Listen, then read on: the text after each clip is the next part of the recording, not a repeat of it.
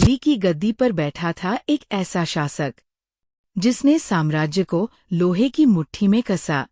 1296 ई में जब जलालुद्दीन खिलजी की हत्या हुई, तब उसकी जगह लिया उसके महत्वाकांक्षी भतीजे अलाउद्दीन खिलजी ने। दिल्ली में सत्ता परिवर्तन का ये क्षण भारतीय मध्यकालीन इतिहास में नई दिशा लेकर आया। एक ऐसा युग जहां भय और व्यवस्था साथ साथ चलते थे। अलाउद्दीन खिलजी केवल सुल्तान नहीं, एक विजेता भी था। उसने गुजरात, रणथंभौर, मालवा और चित्तौड़ जैसे दुर्गों पर कब्जा जमाया। उसकी सेना दक्षिण की ओर भी बढ़ी, जहां मलिक काफूर ने देवगिरी से लेकर मदुरै तक झंडे गाड़ दिए। ये दिल्ली सल्तनत का पहला विस्तार था जो पूरे भारत में गूंजा। लेकिन असली शक्ति तलवार में नहीं, नीति में थी। अलाउद्दीन ने अपने साम्राज्य की नींव आर्थिक नियंत्रण से मजबूत की।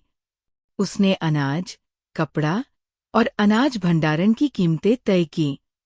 सख्त नियंत्रण से बाजार स्थिर हुए, भ्रष्टाचार घटा और दिल्ली में जनता पहली बार स्थायी दरों पर राहत महसूस करने लगी। सुल्तान जानता था, व्यवस्था तभी टिकेगी जब सेना वफादार रहे। उसने घुड़सवारों की संख्या और वेतन पर सख्त नियंत्रण किया। हर सिपाही के घोड़े की पहचान दर्ज होती, कोई धोखाधड़ी नहीं। साथ ही उसने एक गुप्त जासूसी तंत्र बनाया जो दरबार से लेकर बाजार तक नजर रखता था। उत्तरी सीमा पर मंगोलों की चुनौती लगातार बढ़ रही थी, पर अलाउद्दीन खिलजी ने दिल्ली को अभेद्य बना दिया। उसने मंगोल आक्रमणों को कई बार रोका, सीर, अमरोहा और दिल्ली के दरवाजों तक। उसकी सेनाएं इतने अनुशासित थी कि मंगोल भी वापस लौटने को मजबूर हुए। चित्तौड़ का युद्ध और पद्मावती की कथा इतिहास और लोक कथाओं का संगम है। कहा जाता है, पद्मावती की सुंदरता ने सुल्तान को प्रेरित किया युद्ध के लिए। परंतु जो आग राजपूती आनबान के लिए जली, उसने महलों को राख बना दिया। अलाउद्दीन खिलजी की नीतियां कठोर थीं, पर प्रभावी भी।